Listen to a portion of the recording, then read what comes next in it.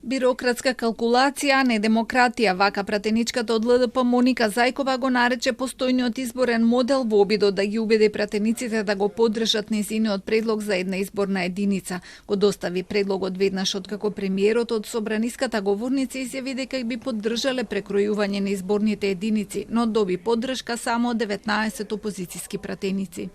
Не е фер гласовите на околу 30 до 40.000 граѓани да одат во вода само заради изборниот модел. Ова не е само политичка неправда, туку и уставна повреда на начелото за еднаквост на гласот. Постојниот модел со 6 изборни единици создава дисторзии во представувањето. Овозможува партиските врвови да одредуваат кои ќе бидат пратеници, советници, додека граѓаните имаат улога само на неми статисти.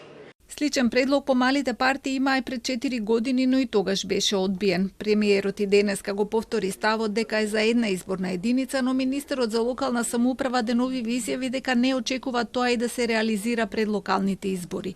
Веднаш по одбивањето на предлогот на Зајкова, на дневен ред беше ставен тој на пратеничката група на ВМРО ДПМНЕ за измени на изборниот законник, со кој се бришат двата нови члена кои се однесуваа на поднесување на независни листи, а се вметнуваат и препораки на ОПСЕ од ИХР. Со новиот предлог се враќа процентуалното собирање на потписи за локалните избори кои се движи од 100 до 1000, но останува високиот праг од 3500 потписи за град Скопје.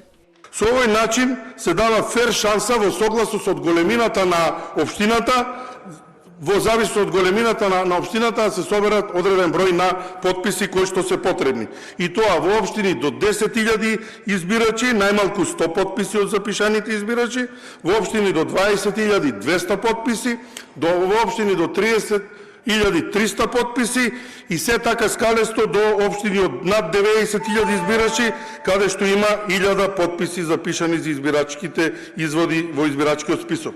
За град Скопје потребно е 3.500 потписи.